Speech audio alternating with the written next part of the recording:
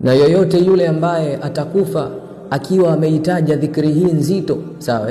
basi Allah atamsamehe madhambi yake. Mtume sallallahu alayhi wa alihi wasallam anasema, man qala, yoyote yule mwenye kusema la ilaha illa Allah wallahu akbar, la ilaha illa Allah wahdahu, la ilaha illa Allah wa la sharika lahu, la ilaha illa Allah lahul mulku wa lahul hamdu, la ilaha illa Allah wa la hawla wa la quwwata illa billah.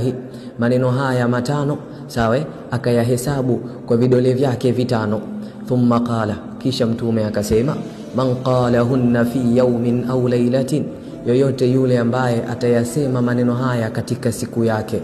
au katika usiku wake mmoja, au fi shahrin, au ndani ya mwezi wake, sawa, akawa akiyasema maneno haya, thumma mata fi dhalika al-yawm,